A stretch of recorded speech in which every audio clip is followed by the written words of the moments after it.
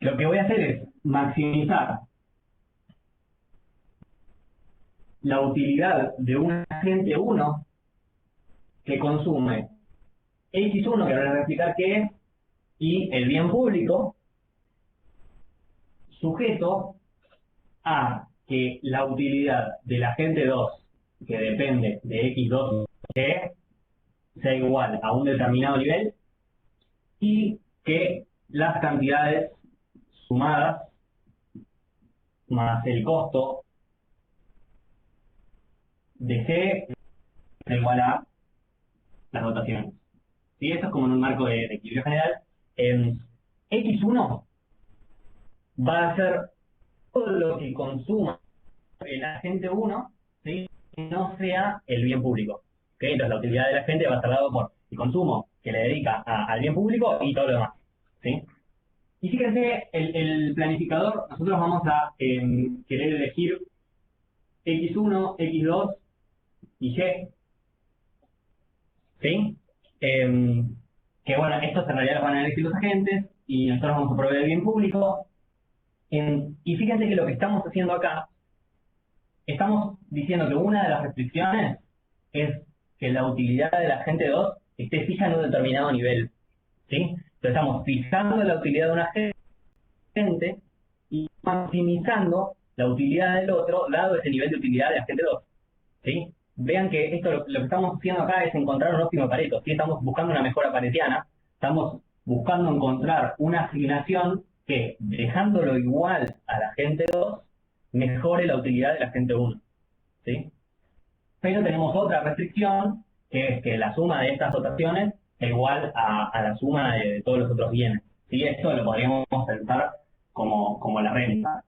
Lo que pasa es que acá no intervienen precios, porque como vimos, el sistema de precios no es muy bueno para resolver los problemas de bienes públicos. ¿Sí? Por esta cuestión que ya discutieron del free ride, del polizón. ¿Sí? Entonces este va a ser el problema que resuelve el planificador. Ustedes pueden intentar resolver lo que les va a dar, ¿sí? De acá, van a sacar, acá yo escribo bien, sí, que la relación marginal de sustitución 1 en módulo más, perdón, más la relación marginal de sustitución 2 sumada tiene que ser igual a el costo marginal. ¿Sí? Esa va a ser la nueva condición de equilibrio. Este costo marginal, en realidad, vamos a escribirlo así si quieren, es el costo marginal que depende de la cantidad provista. ¿No? Podría ser constante, podría ser no constante. ¿Sí? Y estas disponibilidades, digamos, la relación marginal de sustitución, si la expresamos en términos de los bienes, sería la variación de X1 ante variaciones en G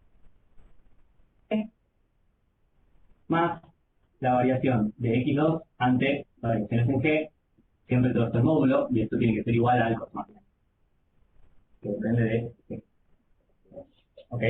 Entonces fíjense que esto es cuánto le tengo que dar de X1 a la gente para que me resigne una unidad de G.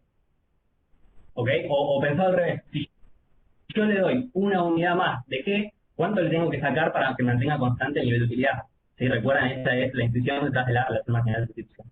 Entonces, estos términos para ambos agentes están midiendo cuánto están dispuestos a pagar los agentes en términos de los otros bienes. ¿Sí? ¿Cuánto estaría dispuesto a pagar el agente 1 en términos de X1? ¿Cuántos X1 estaría dispuesto a resignar porque yo le dé una unidad del bien público? Y lo mismo pasa con el otro agente. ¿Cuánto estaría dispuesto a resignar de X2 para tener una unidad más de, el bien público? Y entonces estas son nuestras disponibilidades a pagar. ¿Sí? Son nuestras disponibilidades marginales a pagar. Marginales porque dependen de G. ¿Sí? Cuanto más G haya, estas utilidades van a ser menores, disponibilidades, perdón, van a ser menores. ¿Sí? Entonces el punto es que vean que si yo armo el problema de maximización, resuelvo, lo que me queda es algo muy similar a lo que vieron en el caso discreto, ¿sí? Lo que pasa es que ahora estas son efectivamente las R1 que dependen de G y R2 que dependen de G. ¿Ok? Y entonces, a ver si me estoy olvidando de algo. No, perfecto. Vamos a un poco resolver el ejercicio 5.4.2. La gracia es, ok, hacemos esto, y el ejercicio 5.4.2 vuelve a un esquema de equilibrio parcial. Sí, después vamos a verlo. El ejercicio, a ver, lo tengo por acá. 5.4.2. Bien, no sé si lo tienen a mano.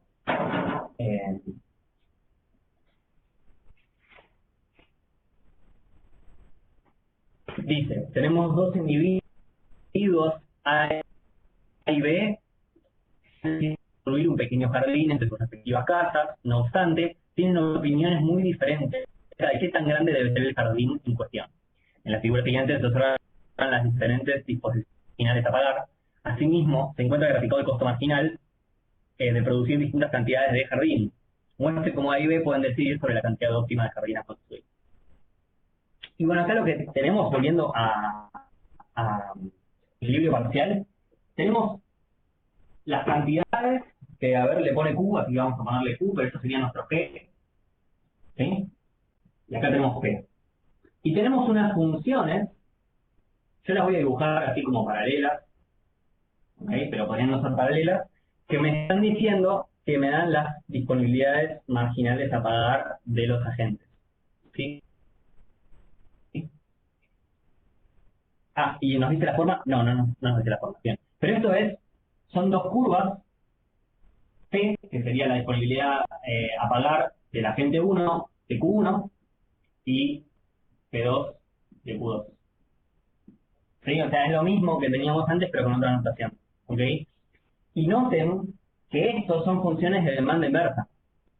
¿Ok? O sea, en un contexto de equilibrio parcial, lo que nos va a interesar es la función de demanda inversa. Sería, ¿cuánto está dispuesto a pagar cada uno de los agentes por una determinada unidad? ¿Sí? Y la gracia es que si lo que vimos es que la cantidad óptima de provisión del bien va a ser la suma de estas disponibilidades, podríamos construir una curva que fuera la suma de estas dos, ¿no? ¿Que cómo sería? Bueno, si yo le proveo esta cantidad, este tipo está dispuesto a pagar esto, ¿se ve? Y el otro tipo está dispuesto a pagar esto, ¿ok? Y ahí tenemos dos disponibilidades a pagar. Si las sumo, me va a dar un punto por acá, ¿ok? Y ahora hago lo mismo para otro bien que esté por acá, para otra cantidad del bien, perdón, que esté por acá. Y las voy a sumar y me va a dar un punto, por ejemplo, por acá. ¿Ok? Y así puedo hacer con toda la curva. Y entonces armo una curva que sea la suma de las disponibilidades marginales a pagar. ¿Sí? Y esta curva va a cumplir el rol de una curva de demanda de todos los agentes. ¿Ok? Entonces, donde esta nueva curva se cruce con el costo marginal, que es la oferta, esa va a ser la cantidad óptima de provisión del bien. ¿Ok? Entonces, lo que tenemos, y esto es algo muy importante, es que la cantidad óptima de provisión de un bien público va a ser la suma de las funciones de demanda inversa. ¿Sí? Estamos sumando cuánto está dispuesto a pagar cada uno de los agentes. A esto que hicimos acá se le dice suma vertical de las funciones de demanda. ¿Sí? Estamos juntando las funciones de demanda de los agentes en una única función de demanda y lo estamos haciendo verticalmente. Donde verticalmente, ¿qué quiere decir? Bueno, que yo agarré y dije, bueno, para un nivel dado de Q, ¿cuánto es la disponibilidad a pagar? Y lo sumo. ¿Ok? Y para otro nivel, me fijo verticalmente cuánto es para cada uno y lo sumo. ¿Ok?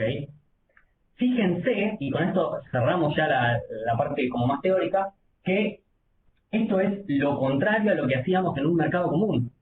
En un mercado, digamos, como vimos en la primera parte de la materia, si yo tenía una función de demanda y tenía otra función de demanda, Se queda fuera el gráfico, Adel. ¿sí? Ok. Un poquito. Porque Corre un creo que poquito algunos de más. ustedes lo ven y otros no. Ok, lo vamos a sacar a buscar. Gracias. Un toquecito. Ahí. Bien. Teníamos una función de demanda y otra. En un mercado común, no, este no es el razonamiento adecuado. Si en un mercado, digamos, si hay un precio dado, un agente va a estar dispuesto a comprar una determinada cantidad, dado un P1, por ejemplo, y dado el mismo precio, otro va a demandar otra cantidad. Y la suma, digamos, la cantidad demandada del bien va a ser algo que esté por acá, que sea la suma de esas dos demandas. Y si hago lo mismo para toda la curva, voy a obtener una curva de demanda.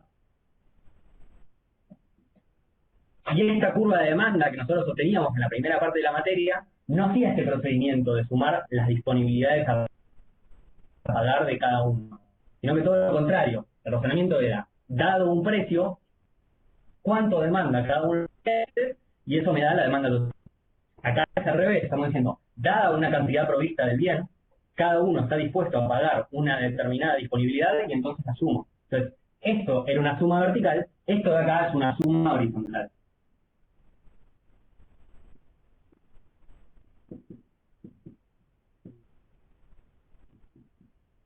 ¿Okay? ¿Cómo calculo la cantidad óptima de bien público? Haciendo la suma vertical de las funciones de demanda y encontrando la intersección con el costo marginal. Que no es la suma horizontal que veíamos viendo en la primera parte de la materia. Se pueden fijar que las curvas que resultan de estas dos formas de agregación de las curvas de demanda son distintas, ¿sí? No es la misma curva esta que esta, para las mismas funciones de demanda y funciones de demanda inversa individuales. ¿Ok? No sé si hay alguna duda con esto, chicos. Pregunten, de verdad pregunten si no se terminó de entender bien. Mientras tanto, ahí está. Bien, bueno. Ahora vamos a hacer el ejercicio 5.4.4 y ahí creo que se va a entender, todavía mejor para ver cómo se hace en la práctica. ¿Sí? Voy a borrar por acá y vamos a ver si vayan sacando el ejercicio 5.4.4.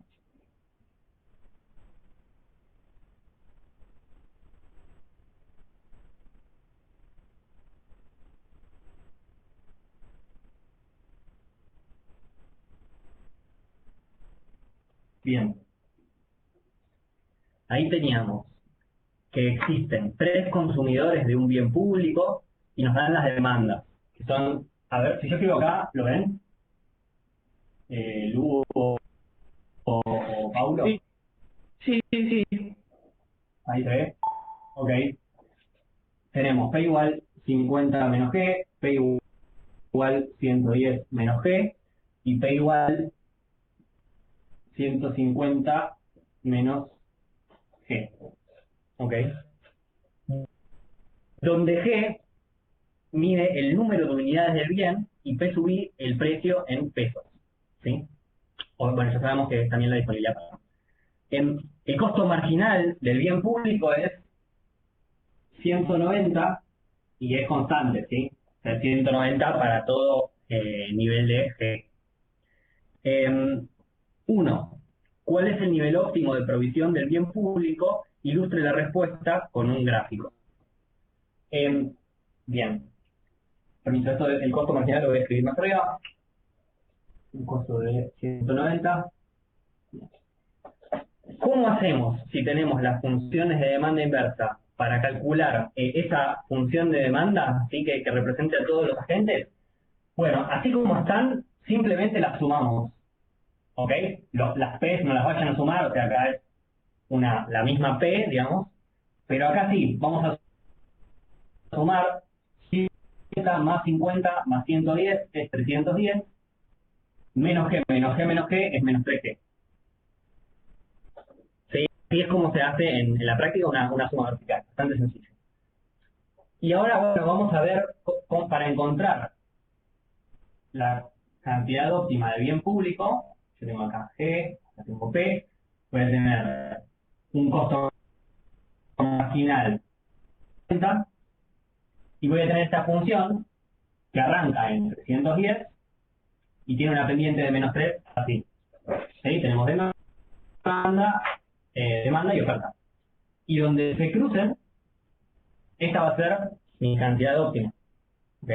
Y para encontrar la intersección, ¿qué hacíamos? Igualábamos esto con esto, ¿no? Y entonces tenemos 190 igual 310 menos G, voy a borrar acá abajo, y si resolvemos, paso el 3 para allá, esto lo paso restando para acá, me queda que la cantidad óptima es 40. Entonces acá esto va a ser 40. ¿Sí?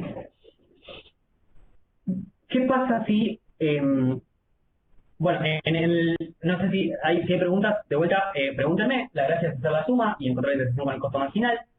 En el inciso 2, nos pide que expliquemos por qué el bien público podría no ser ofrecido en absoluto debido al problema del free rider, ¿sí? Y para eso algo interesante, creo yo, es graficar en este mismo gráfico, ¿sí?, las funciones de demanda inversas de cada uno de los agentes. Vean que son 150 menos G, 110 menos G y 50 menos G, todos tienen la misma pendiente y uno ordena el origen, que en todos los casos está abajo del 190, ¿no? Entonces, podemos ponerle que acá 150, acá 110 y acá 50, serían como una cosa así, ¿ok? Si yo las graficara. Y bueno, si el costo marginal es 190, ¿cuántos estarían dispuestos a pagar cada uno de estos agentes? Este, que es el que está dispuesto a pagar más, por 0 unidades, te paga como mucho 150, no te paga 190, ¿ok? Entonces, este agente va a demandar 0, y lo mismo con los otros dos, ¿sí? Entonces, por separado, cada uno va a demandar 0. Si quisiéramos ver eso analíticamente, lo que tendríamos que ver es qué pasa cuando igualamos el costo marginal a las disponibilidades a pagar de cada uno, ¿sí? Entonces yo tendría, por ejemplo, si reemplazo acá, tendría 190 igual a 150 menos G, ¿sí? Fíjense que este G me daría menos 40, ¿ok? No disponibilidad a pagar. Si tiene que pagar este bien, te demanda menos 40, se te dice, deja, no me lo des, prefiero no pagarlo. ¿Okay? Y lo mismo va a pasar con nosotros dos, si lo prueban, G les va a dar una cantidad negativa. Lo que está mostrando es que cada uno a ese nivel de precio estaría dispuesto a dar una cero. Pero como este bien, una vez provisto, lo puede consumir cualquiera, si es no rival y no excluible, entonces es un mal criterio que cada uno decida si pagarlo o no. Tendríamos que ver si en conjunto está bueno que lo paguen o no lo paguen para ver si en conjunto podemos todos mejorar. Y bueno, eso es lo que representa esta otra función de demanda, ¿sí? El problema del free rider acá es ninguno está dispuesto a pagarlo, ¿sí? Y podríamos pensar un caso en el que uno estuviera dispuesto a pagarlo, ¿sí? Por ejemplo, si hubieran, y entonces ese encontraría una cantidad y la pagaría, pero sería una cantidad subóptima. Los demás dirían, bueno, si el otro lo va a pagar, yo no lo pago, pero en total tendríamos menos cantidad del óptimo. ¿Ok? Y en el inciso 3, que dice, en caso de que el bien público no sea ofrecido, ¿cuál es el tamaño de la pérdida surgida por esta falla del mercado? Si dijimos, bueno, la aposta es proveer acá. ¿Qué pasa si no se provee nada? Bueno, la pérdida va a ser igual a lo que proveemos. ¿Ok? Esta es una buena forma de verlo. O sea, si yo lo proveo, tengo un determinado excedente. Si no lo proveo, ese excedente no lo tengo. ¿Cuál es ese excedente? La diferencia entre las disponibilidades a pagar y las cantidades del bien que estoy proveyendo sumadas, ¿no? Para cada unidad. O sea, este excedente que está acá. sería todo este triángulo. ¿Ok? Digamos, si yo lo proveo entre los tres, para una unidad, por ejemplo, estarían dispuestos a pagar 310, pero por esa unidad están pagando 190. ¿Sí? Por una unidad más, estarían dispuestas a pagar un poquito menos de 310, pero están pagando 190. Entonces, cuando yo lo proveo, están teniendo un excedente. Lo último, Franco y Melissa, obvio repetir, pero ¿qué parte exactamente? Lo de por qué de área. La verdad es que queremos ver cómo se benefician los agentes de proveer el bien público, de manera que digamos, tengan una idea de qué es lo que me estoy perdiendo y no lo proveo. Ok, la gracia es, el excedente que se pierde, digamos, no es que si yo no lo proveo, le voy a estar necesariamente causando un perjuicio a alguien, sino que si yo lo proveyera, estaría ganando, y entonces al no proveerlo no estoy ganando eso. Sí, eso es un poco confuso, pero si yo proveo 40, tengo un beneficio social, ¿sí? Que es un determinado excedente. Y lo que me pierdo si yo no proveo el bien es de ganar ese excedente. Eso es lo que me pierdo. ¿Sí? No tengo algo que aumentaría el bienestar de los individuos. ¿Ok? Entonces vamos a medir cuánto es el excedente que ganamos por proveer el bien y eso va a ser lo que me pierdo si no lo proveo. Ese es un poco el razonamiento. Y bueno, ese excedente es la diferencia entre la suma de las disponibilidades y cada unidad de bien público. ¿Sí? Es la suma de cada una de esas diferencias. Acá tengo una diferencia, ¿sí? Y la sumo a la diferencia que tengo al lado. Y esta diferencia va cayendo porque dijimos que la disponibilidad a pagar, a medida que sigo aumentando G, iba cayendo hasta un determinado punto donde es cero. ¿Sí? La diferencia entre esa disponibilidad y el costo máximo. Bueno, si yo sumo todo este excedente, voy a encontrar lo que me estoy perdiendo si no proveo el bien. Y este excedente, bueno, es un triángulo, podría ser la integral, pero voy a hacer base por altura dividido 2. ¿Sí? La base es 40. La altura es este tramo que está acá, es 310 menos 190.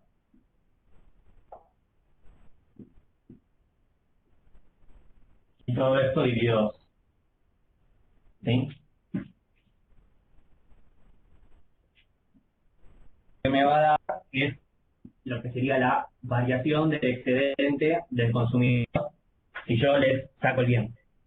¿Ok? O el excedente del consumidor si quieren. Y si resuelven eso, les da, a ver, lo pongo todo por acá. Lo perdí. 2400. 2400. Gracias, Lu. Me gustó también, Gabriel. Ok, el mundo, gracias. Perfecto. Sí. Bueno, si hay alguna duda, pregunten. ¿Sí? Esto es lo que vamos a ver en la práctica. No hay mucho más que esto de lo que vayamos a ver. Obviamente el tema da para largo, pero bueno, tenemos otros temas para hoy también. ¿Hay alguna duda? Yo tengo una aclaración nada más que el ejercicio les pide que grafiquen, ¿no? Sí. Cuando vayan a graficar les va a quedar algo un poco más feo que lo que tiene Valentín en el pizarrón. Pues si se fijan cuáles son las abscisas al origen de la demanda agregada verticalmente, la abscisa de origen es 103, ¿no? ¿No? Sí, con piquito, sí. 103,3 periodos. Sí. Y de la del tercer agente es 150. Sí, o sea, esto va a quedar como... Se van a cortar, a eso me refiero. Cuando quieran dibujarlo, todo lo que hizo Valentín está perfecto. Cuando ustedes lo quieren hacer, les va a quedar un gráfico más feo, que si Valentín lo hubiera hecho, les hubiera complicado la posibilidad de entender todo lo que acaba de explicar. Desde el punto de vista pedagógico está perfecto. Simplemente eso. Cuando vayan a hacer el gráfico, les va a quedar que se cruzan las demandas, cual no está mal. Bueno, es lo mismo que la suma horizontal. Eso. Bien. Vi que ahí Tobías preguntaba por el problema del free rider, ahora voy con eso. Agustín, es la variación del excedente del consumidor. Sí, gracias, Luz. Tobías, el problema del free rider, bien temprano que mostrábamos lo del examen en el grupo de WhatsApp, el problema es que como una vez provisto el bien, todos se pueden aprovechar de eso, ¿sí? Porque los bienes públicos son no rivales en el consumo y no excluibles en el consumo, lo cual quiere decir que si yo consumo no perjudico a nadie y nadie puede evitar que yo lo consuma o al menos cobrarme algo por consumir, ¿sí? Entonces, los agentes siempre van a preferir que otro más pague por eso, ¿sí? Y después ir y consumirlo gratis, ¿ok? Consumirlo sin pagarlo, sin ningún costo. Ese es el problema del free rider, que como todos están pensando eso, no tienen ninguno tiene incentivos a pagarlo y tampoco tienen incentivos a revelar sus preferencias, ¿sí? Para que podamos saber cuánto es la cantidad de óptima.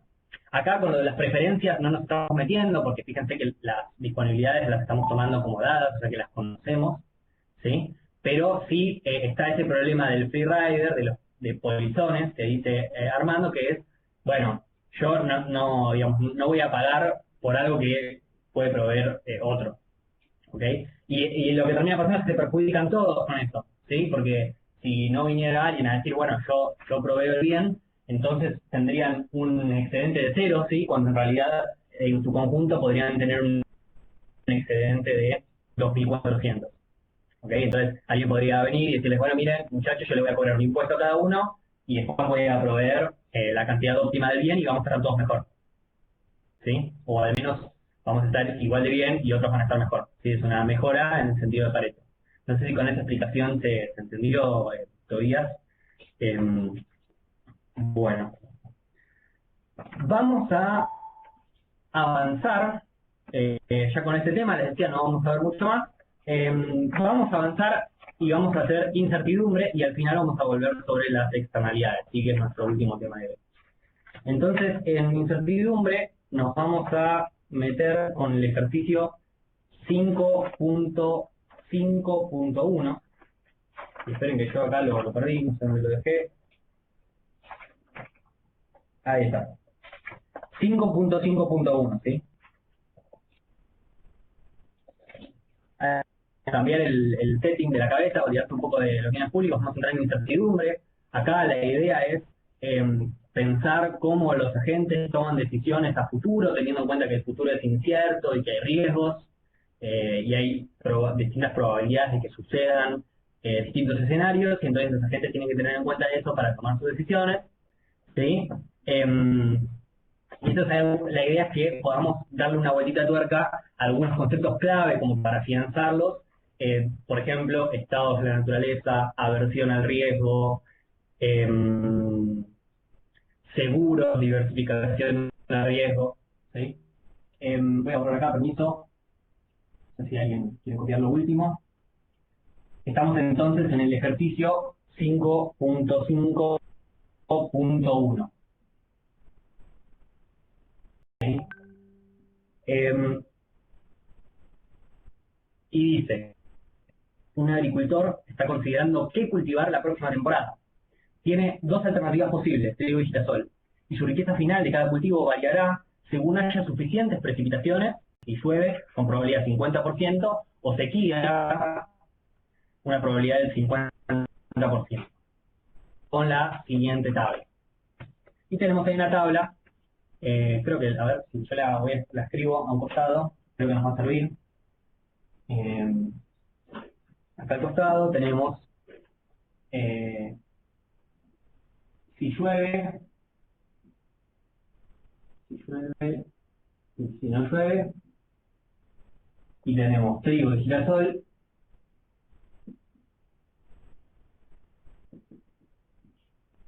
y entonces, ¿qué me dice esta tabla? Que el trigo, si hay suficiente lluvia, me va a rendir 28.000 euros. El trigo, si no llueve, me va a rendir 10.000 euros. El girasol, si llueve, me va a rendir 19.000 euros. Y el girasol, si no llueve, me va a rendir 15.000 euros. ¿Ok? Y nos dice que suponga una función de utilidad del dinero, una U, de W de logaritmo natural de W. ¿Sí? No sé si recuerdan de las clases, pero esta es una función de utilidad de un agente que es averso al riesgo. ¿Sí? Breve repaso sobre esto. Si graficamos la función de utilidad en función de las cantidades, acá de dinero, sí, pero podría ser de lo que sea, el logaritmo tiene esta forma. ¿No? ¿No? Esto sería logaritmo natural de omega o W, no sé cómo le dije. Y fíjense que es cóncava, ¿sí? Esto es una función cóncava. Digamos, es como una parábola hacia abajo, ¿sí? Hacia arriba, sería como que bueno, esta es cóncava. Y lo que me está diciendo, de alguna forma, es que los agentes prefieren un pago certero en el medio que la posibilidad de ganar mucho, pero bajo riesgo de ganar poco. ¿Ok? Esa después la vamos a ver un poco mejor, pero esto, digamos, lo importante es que este agente es averso al riesgo, ¿sí? Prefiere tener la plata en la mano que arriesgarse a quizás ganar mucho, pero bajo riesgo de ganar poco. ¿Sí? Y en el inciso 1 queremos ver si solo pudiera elegir uno de los cultivos, o sea, si puede elegir trigo, puede elegir girasol, ¿cuál de los dos va a elegir? Y para eso vimos el criterio de la utilidad esperada. ¿Sí? El criterio de la utilidad esperada dice que una buena forma de medir la utilidad de eventos inciertos, o sea, de contingencias, ¿sí? Es aplicándole la probabilidad ocurrencia, perdón, me recostó, la probabilidad de ocurrencia de un evento a la utilidad, bueno, lo voy a escribir completo, a la utilidad de, voy a ponerle omega 1, que sería si sucede el evento 1, ¿ok? El estado de la naturaleza 1, que es uno de los mundos que se nos puede enfrentar el año que viene. Puede ser que sea un mundo en el que hay suficiente lluvia o un mundo en el que no, ¿ok? Y lo mismo a la otra utilidad. La utilidad que yo tendría en el otro de los mundos donde no llueve. ¿Ok? Esa es la utilidad esperada. Entonces, multiplicamos la probabilidad por la utilidad que me significa el pago en cada uno de los estados de la naturaleza. Donde los estados de la naturaleza es un mundo donde llueve y un mundo donde no llueve. ¿Ok? Y entonces, si yo planto trigo, ¿sí? Y si llueve voy a tener 2.800. Si no llueve voy a tener 10.000. Entonces, la utilidad esperada, vamos a poner la KT de trigo, va a ser un medio del logaritmo natural de 28.000 más un medio por el logaritmo natural de 10.000.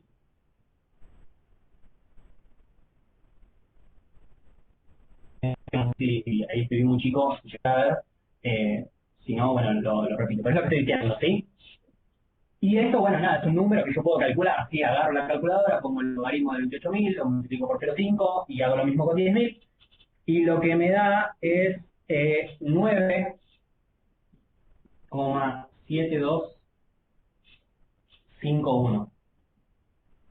Voy a usar muchos decimales, digamos, no es que sea necesario, pero voy a usar muchos decimales porque cuando la función de utilidad es el logaritmo, estos números difieren en muy poquito. ¿Sí? Entonces van a ver que las diferencias de utilidad van a aparecer en decimales bastante avanzados, entonces vale la pena como verlo con varios decimales. Entonces esto es la utilidad que yo espero tener, ¿sí? De el trigo. Y ahora quiero hacer lo mismo con el girasol y ver cuál me rinde más en términos esperados. ¿Sí? Y entonces vengo acá, no sé si se llega a ver ahí abajo, pero si hago la de girasol, que sería la utilidad esperada de G, va a ser un medio de 19, perdón, del logaritmo natural de 19.000 más un medio del logaritmo natural de 15.000. de vuelta lo escribí chiquito, es 1/2 del logaritmo natural del pago si llueve, más un logaritmo natural del pago si no llueve. ¿Ok? Y el resultado de eso es 9,734. ¿Ok? Entonces esta gente que tiene esta función de utilidad y tiene estos pagos, si solamente puede elegir entre plantar trigo y girasol, para trigo va a tener esta utilidad, pero para girasol va a tener esta utilidad. Entonces vemos que va a elegir plantar todo el girasol. ¿Se ve? La utilidad es mayor si planta el girasol que si planta trigo. ¿Ok? ¿Qué pasa en el inciso 2? Me preguntan si puede plantar media parcela de trigo y el resto con girasol. ¿Preferirá esta opción a especializarse en un cultivo? ¿Ok? Entonces queremos ver, ¿qué pasa si yo en vez de plantar todo el trigo, todo el girasol, hago medio y medio? Y hay una nota que dice, si planta un porcentaje mu de la parcela con un cultivo, los ingresos correspondientes a ese cultivo serán iguales a mu porcentaje de los que obtendría si plantara toda la parcela en cualquier contingencia. Es decir, si yo planto media de trigo y llueve, el pago es la mitad de eso. ¿Ok? Mientras que si yo planté media de trigo y no llueve, el pago va a ser la mitad de esto. ¿Sí? Y lo mismo con el girasol. Si planto la mitad de la parcela con girasol y llueve, va a ser la mitad de esto, y si no llueve va a ser la mitad de esto. ¿Ok? Entonces, lo primero que tenemos que hacer es calcular cuáles serían los pagos en los distintos estados de naturaleza, porque no lo sabemos. Sabemos que tienen medio de trigo y medio de girasol. Permítame borrar.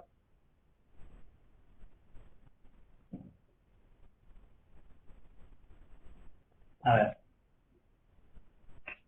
Acá voy a determinar que si llueve, ¿sí? Voy a 0,5 de la parcela hecha trigo. ¿Ok? O sea, la mitad de mi parcela va a tener el trigo. Y entonces, si llueve, esa parcela me va a dar un pago de la mitad de... Pero además tengo otra mitad de la parcela que tiene girasol. Y si llueve, el pago es la mitad de 19.000. Y eso me da un número. Y lo mismo pasa si no llueve. Si no llueve, tengo la mitad de la parcela plantada en trigo. Entonces por esta mitad voy a tener la mitad de 10.000 como pago. Y la otra mitad, que tiene girasol, me va a pagar 15.000.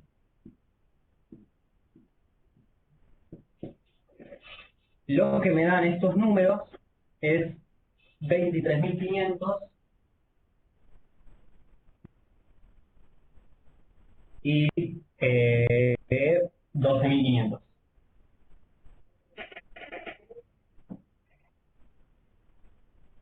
¿Ok? ¿Y estos qué son? Son los pagos si llueve, ¿sí? Y si no llueve, de otra estrategia que no es plantar trigo y girasol, sino plantar 50-50. ¿Sí? Como el panel que toma Paulo. No sé si le dio este ejemplo. Entonces, si llueve y yo planté la mitad de trigo y la mitad de girasol, voy a tener un pago de 23.500. Y si no llueve, voy a tener un pago de 12.500. ¿Ok? Y ahora lo que tengo que hacer es ver si la utilidad esperada de esta estrategia es mayor o menor a la de plantar trigo y plantar girasol exclusivamente. ¿Ok? Entonces, por acá, calcularle la utilidad esperada. Acá creo que no es. Utilidad esperada de... Le voy a poner una D.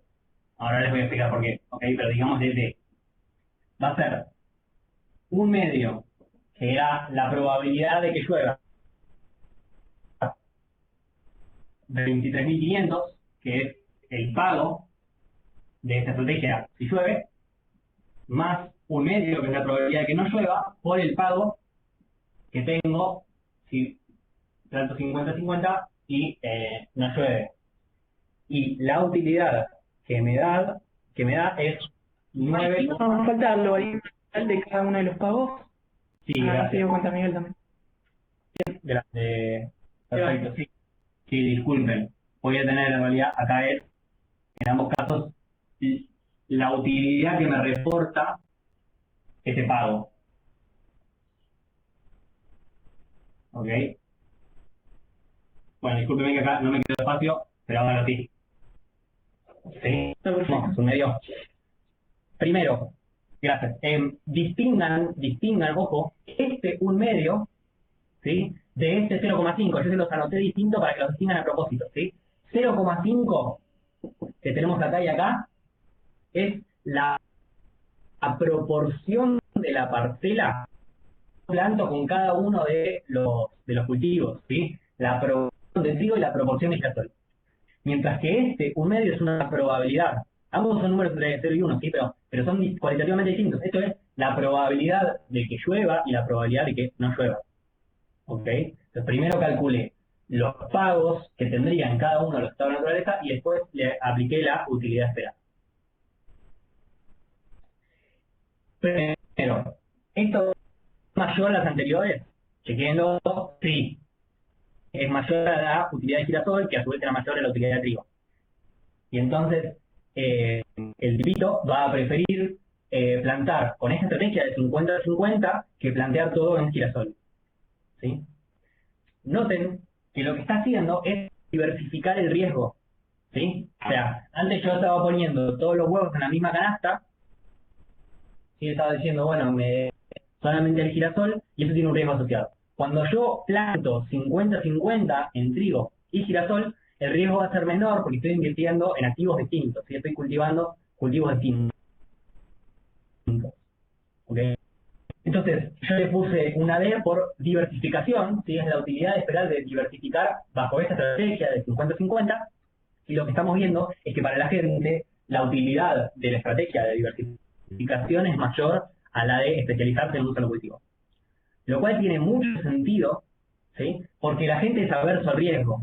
Entonces yo ya podría haber sabido a priori que una gente averso al riesgo iba a preferir diversificar el riesgo que no diversificarlo. ¿Ok? Entonces, esto lo que nos está mostrando es una verificación de que una gente averso al riesgo prefiere diversificar a no diversificar. Bien. Vamos ahora con el inciso 4. El 3, perdón.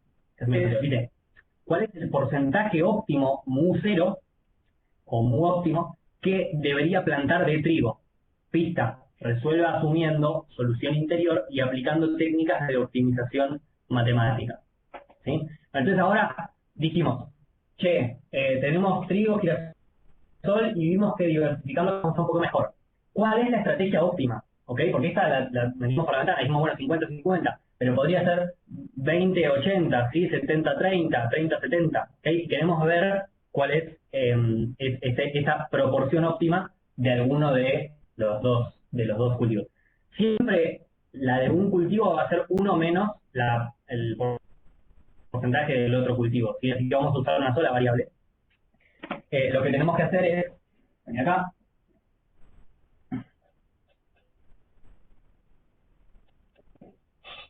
en general, si yo elijo una estrategia de mu sub 0, ¿sí? ¿Cuál va a ser mi pago si llueve?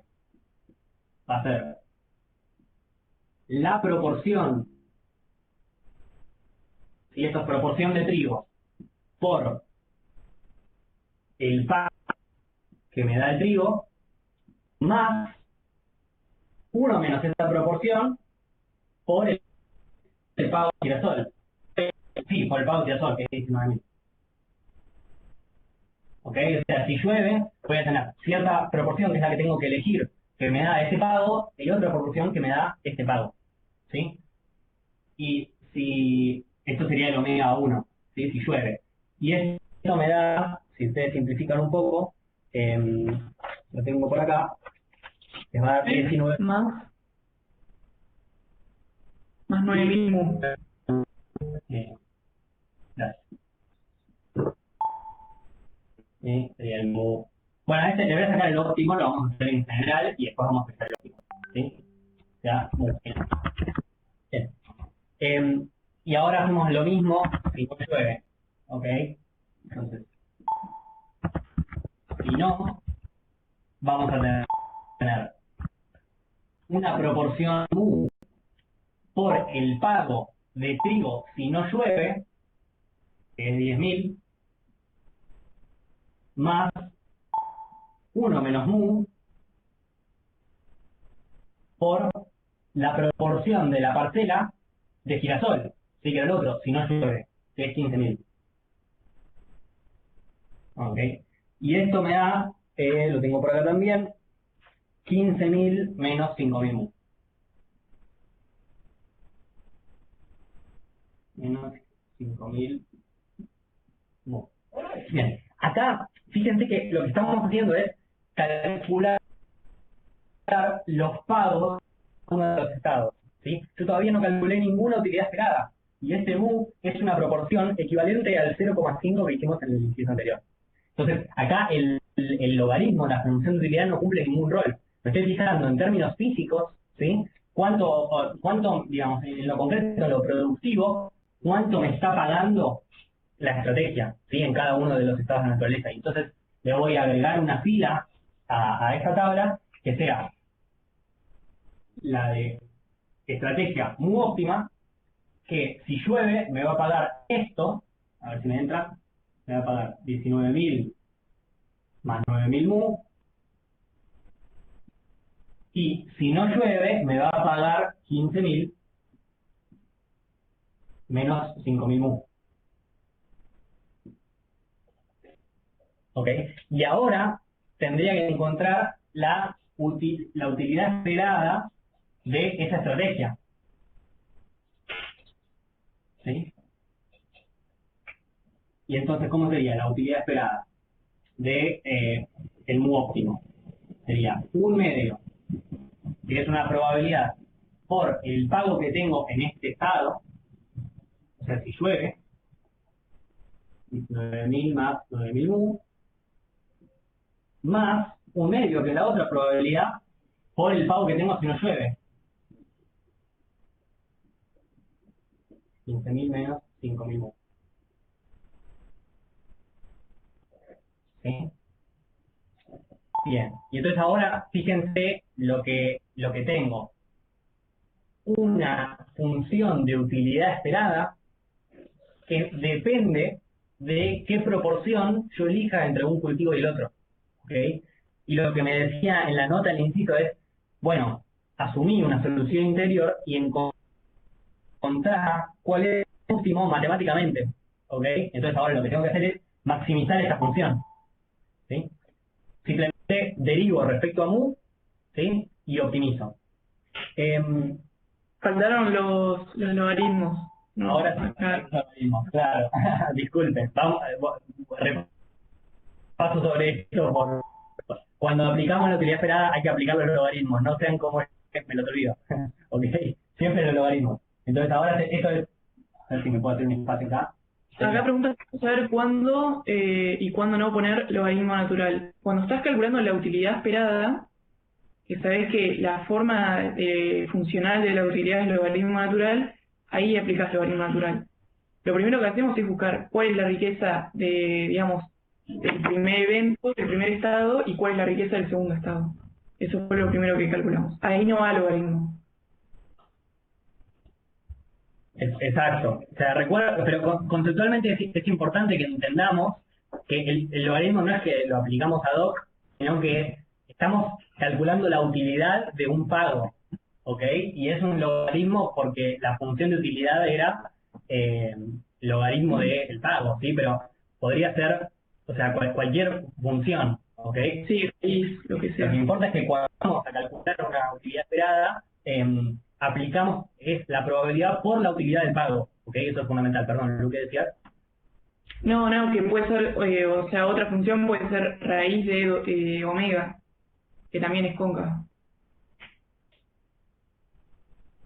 Cóncava. Claro, sí, tal cual. Bueno, y queremos maximizar esto. Y entonces lo que hacemos es la derivada de la utilidad esperada bajo la estrategia mu respecto a mu. ¿Ok? Derivamos. En el primer término nos va a quedar un medio. El logaritmo tiene la variable adentro, entonces tengo que derivar el logaritmo, ¿sí? Que es 1 sobre, y acá voy a tener lo que tenía dentro del logaritmo, la 19.000 más 9.000 mu. Pero como esto es una función compuesta, tengo que también multiplicar por la derivada de esto respecto a mu, que es 9.000. Lo voy a poner acá arriba, ¿sí? Por 9.000.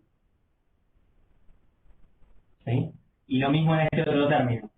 Voy a tener el 1 medio, que es un coeficiente, queda ahí, por 1 sobre la derivada, perdón, 1 sobre esto, sobre el aumento, 15.000 menos 5.000, mu, pero multiplico por la derivada de lo de adentro, entonces multiplico por menos 5.000.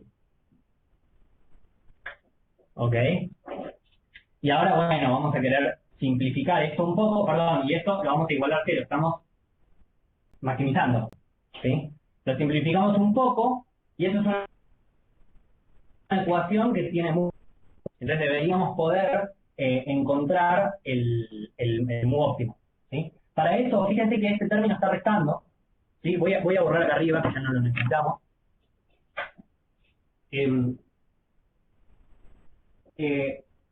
El término de la derecha está restando, les decía, porque tiene el menos 5.000. Entonces lo voy a pasar sumando para allá, ¿sí? Tengo un medio. Ah, bueno, y el 1 medio lo simplificamos con el 9.000 y el 1 medio lo simplificamos con el menos 5.000. ¿Sí? Lo voy a hacer todo una. Entonces tengo 4.500 sobre 19.000 más 9.000 mu es igual a 2.500, que es la mitad de 5.000 en positivo porque lo pasé sumando, sobre 15.000 menos 5.000 mu. ¿Ok? Los tengo dividiendo, pero lo voy a tener arriba, así que este lo paso multiplicando para acá y este lo paso multiplicando para allá. ¿Sí? Me queda 4.500 por 15.000 menos 5.000 mu es igual a 2.500, y ahora ya no me va a quedar espacio, por 19.000 más 9.000 mu. ¿Ok? Bueno, creo que ya se entiende un poco. Ahora, como resolverlo, distribuimos, ¿sí? Y después despejamos mu, ¿sí? No sé si quieren que haga el paso por paso o si directamente puedo ponerles el resultado. Así, la gracia es que mu les va a dar, a ver, porque esto lo tengo mal, 0,31746. ¿Sí? Insisto, si alguien no llega a ver cómo sigue el paso, pero es distribuir esto, pasarlo sumando y después el coeficiente dividiendo. ¿Sí? Le va a dar este número acá. ¿Sí? Y esto es el mu óptimo. ¿Sí? Es el mu que me maximiza la utilidad esperada, digamos, entre todas las estrategias de diversificación. ¿Sí? Es la proporción que tengo que plantear en trigo para maximizar la utilidad esperada. Que de hecho la podemos calcular para verificar que esa utilidad sea mayor a la de 50-50. Por acá, a ver si ahora tengo que calcular una utilidad esperada. Vamos a ver si no me olvido de poner el logaritmo. La utilidad esperada bajo mu óptimo va a ser un medio, esto lo teníamos antes, ¿sí? Un medio del logaritmo natural, y acá teníamos 19.000 menos 9.000 por 0,31746. ¿Ok? Más un medio, porque recuerden, un medio era la probabilidad de que sucediera, que llueve o que no llueve, del logaritmo natural de 15.000 menos 5.000 por 0,31746. ¿Ok? Y eso también, de vuelta, lo meten en la calculadora, ¿sí? Con cuidado, acá es más.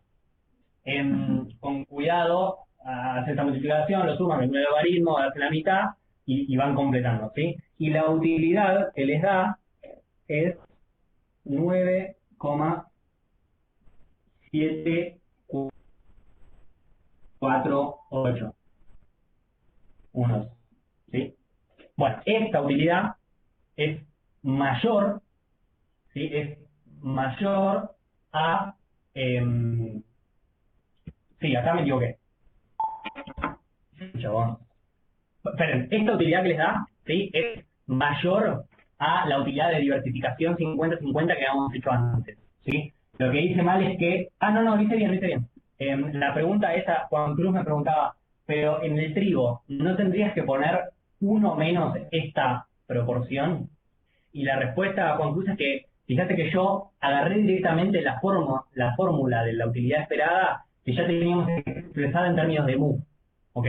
Fíjate que la tenés que tener anotada por ahí arriba, así que es, cuando yo ya tengo la utilidad esperada, ya simplifiqué todo y me quedó solamente términos independientes y términos que tienen mu. Pero no usé la forma que tiene uno menos mu de antes. Pero podría haber usado esta. ¿Ok?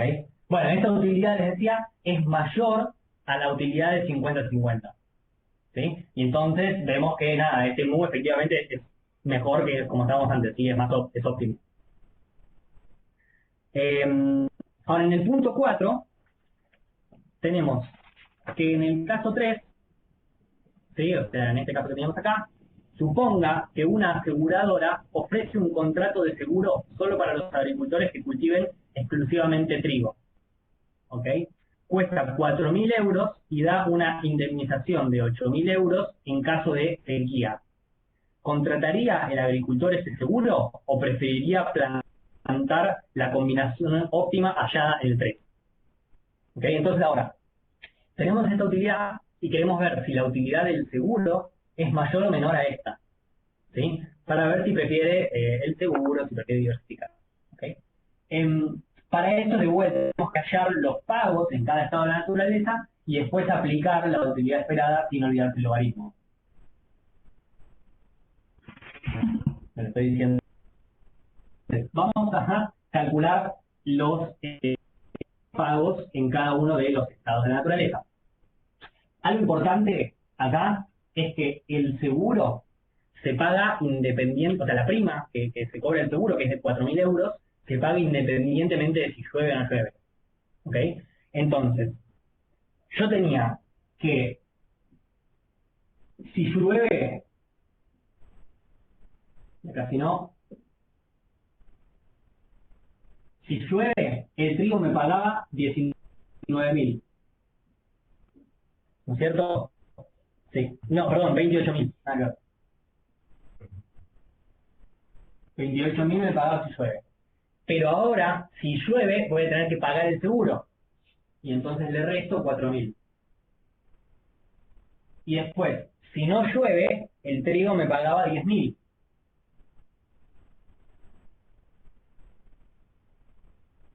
Y ahora, si tengo que pagar el seguro, o sea, también tengo que pagar 4.000, no llovió por la mitad, 8.000. ¿Ok? Y entonces acá tenemos 24.000 y acá tenemos 14.000. Y ahora queremos ver si la utilidad esperada del seguro, esto sería con seguro, si lo quieren agregar a la tablita, con seguro tendría que calcular la utilidad esperada, ¿sí? Esto va a ser, la utilidad esperada del seguro va a ser un medio del logaritmo natural de 24.000 más un medio, que es la probabilidad, ¿sí?, del logaritmo natural de 14.000. ¿Ok? Y esto de vuelta es un numerito. Lo calculo y les da 9,8.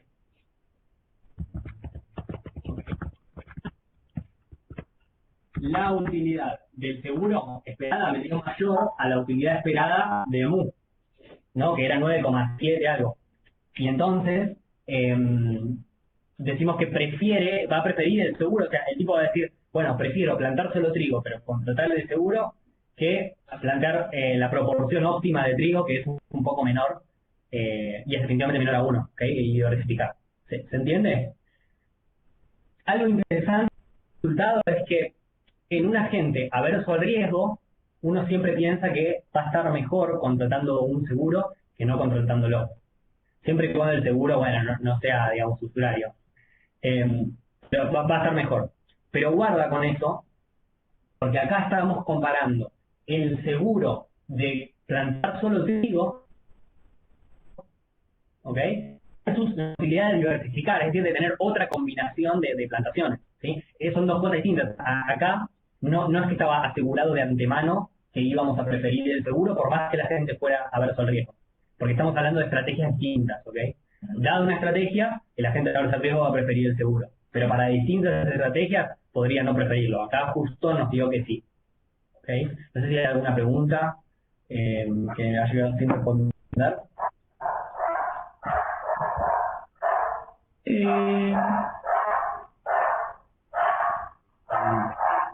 Bueno, si aparece ahora o más adelante, obviamente plantéala. Si no, Lu, ahí había algo. Si puedo repetir el punto anterior. En el punto anterior lo que hicimos fue hallar, cómo se calculó el pago. Era la proporción de la parcela por el pago que te da ese cultivo, más uno menos la proporción, o sea, la proporción de la otra parcela por el pago que te da ese otro cultivo cuando llueve, ¿sí? Y lo mismo para omega 2 sería cuando no llueve. Valerie, lo que decía es que vimos que para seguros que, digamos, en general, digamos, un agente averso al riesgo va a preferir asegurarse, porque le permite, fíjense, yo tengo 28.000 y 10.000, y con el seguro tengo de 24.000, 14.000, o sea, son pagos que estaban más lejos y ahora están más cerca, ¿sí? Y entonces un agente averso al riesgo va a preferir eso, va a preferir reducir la variabilidad, digamos, de sus resultados, ¿sí? Se está arriesgando menos, ¿ok? Está como más seguro, entonces lo va a preferir. Ahora, eso es que va a preferir contratar el seguro si planta todo trigo a no contratar el seguro si planta todo trigo, ¿ok? Es para la misma proporción y estrategia de cultivo, ¿ok? Pero acá lo estamos comparando contra otra estrategia que es la de diversificar. Entonces, no estaba asegurado de antemano. Yo no podría haber dicho, como la gente sabe usar riesgo, yo ya sé que el seguro le va a hacer bien, ¿ok? Porque eso solamente vale si la estrategia que subyace es la misma, pero acá es distinta. Acá es la utilidad de un seguro si planto solo trigo versus la utilidad de no usar un seguro pero diversificando. Entonces hay un efecto de diversificar mejor y también hay un efecto de seguro que me hace estar mejor. Y de antemano no resulta del todo claro cuál va a ser mejor para la gente. ¿Okay? Podría ser que el seguro fuera muy caro y entonces hubiese preferido este. ¿Sí? Entonces, nada, eso, como para ver que esto se dio efectivamente y está bien, pero no lo podríamos haber dicho antes. Teníamos que hacer todos los cálculos. ¿Sí? Bueno, pasamos al 5.2. Perdón, ahí veo que hay preguntas de antemano que va a preferir juntar todo trigo que plantar todo trigo sin el seguro. Exacto, Mariano, sí, sí, perfecto. Eso es siempre y cuando el seguro no sea muy caro, pero en general, diríamos que sí. O vamos a pensar que ese tipo de gente va a ser propenso a contratar un seguro. ¿Ok? Y Joaquín dice, no entendí cómo planteas MU dentro de la posibilidad de lluvia y no. ¿Por qué solo uno menos MU? Perdón, Joaquín, no terminé de entender bien la pregunta. Vos sabés que, o sea, por un lado está la cuestión de que llueva o no llueva. ¿Ok? El pago, y ese pago va a depender de la proporción de mi parcela que yo plante en trigo y girasol, perdón. Entonces, una vez que yo encuentro MU, voy a decir, bueno, el pago si llueve es MU por 28.000 más 1 menos MU por 19.000, creo que era el pago del girasol. ¿Ok? Pero yo no tengo MU de antemano, entonces lo planteo en términos genéricos. Digo, bueno, en general, si yo tengo una proporción MU de trigo y una proporción 1 menos MU de girasol, cuando llueva, me va a pagar con esos pagos, con los pagos cuando llueve, ¿sí? Mientras que cuando no llueve, voy a tener MU por el pago de trigo si no llueve, más 1 menos MU por el pago de girasol si no llueve. ¿Okay? Entonces hay como toda una combinación ahí de proporciones, probabilidades, estados de la naturaleza y cultivos que hay que tener como medio en claro. La proporción refiere a los cultivos, ¿sí? Es algo vertical, y la probabilidad refiere a los estados de la naturaleza, entonces es algo horizontal de alguna forma. No sé si ahí terminé de responder, Joaquín, o querés tu pregunta. Mientras voy a ir borrando esto, y el resto vaya sacando, teniendo a mano el 5.5.2, igual es el siguiente, porque es el que vamos a hacer ahora. Eh,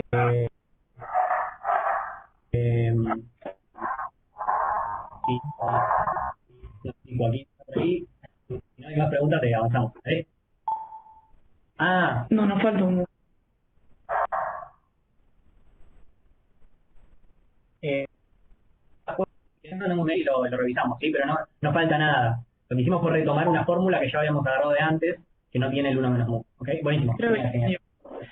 Pensá que es cuando vos distribuís 15.000 menos, creo que te queda algo como 15.000 por 1 menos mu, y ahí te termina, o sea, se te va el 1 menos mu, te queda 15.000 menos 5.000 mu. Vas a tener solo una mu. Creo que era eso.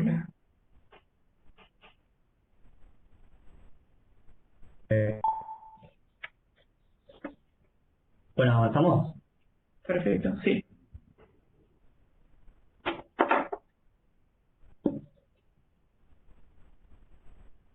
Voy yo ahora, ¿no? Sí.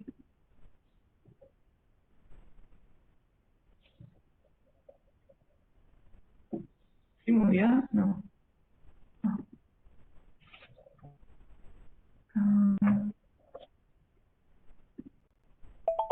Bueno, ejercicio 5.5.2, es de incertidumbre también. Nos dice, suponga que usted dispone de $10.000 para invertir y existen dos alternativas de inversión, acciones de la compañía A y acciones de la compañía B. Una acción de cualquiera de las dos compañías cuesta $1 y usted cree que aumentará a $2 si la compañía tiene un buen desempeño y que la acción mantendrá su valor si el desempeño es malo. Cada compañía tiene una probabilidad de 50% de marchar bien. Si usted decide que invertirá solo $4.000 y evalúa las siguientes alternativas, alternativa 1, invertir solo en la empresa A, o alternativa 2, invertir la mitad en la empresa A y la mitad en la empresa B. Lo que nos pide entonces es calcule las utilidades asociadas a cada alternativa y muestre gráficamente que la estrategia diversificada le entregará una mayor utilidad. Asuma funciones de utilidad por Newman e individuos aversos al riesgo. Entonces, bueno, vamos a primero plantear la lotería de la alternativa 1. Vamos a suponer que la utilidad de este agente va a ser el logaritmo natural de omega, que es la riqueza, porque es averso al riesgo, Y la lotería 1 nos dice entonces que solo invierte en la empresa A, o sea que va a comprar 4.000 acciones, ya que solamente invierte $4.000 y cada acción vale $1. Y otra cosa que tenemos que también entender es que el pago certero que va a tener van a ser $6.000, que eso sale de hacer 10.000, que es la riqueza inicial que tiene, menos los 4.000 que invierte en comprando acciones de la empresa A. Entonces, los estados de naturaleza que va a tener, siguiendo esta estrategia de inversión, van a ser: si a la compañía A le va bien, las empresas, el valor de las acciones se van a duplicar. Entonces nos va a quedar que 2 por 4.000, es decir, que nos da una riqueza de 8.000 esta estrategia, este estado, perdón. Y si a las acciones de la empresa le va mal, nos va a quedar un total de 4.000. Teniendo entonces estos pagos, planteamos la utilidad esperada que nos reporta la alternativa 1.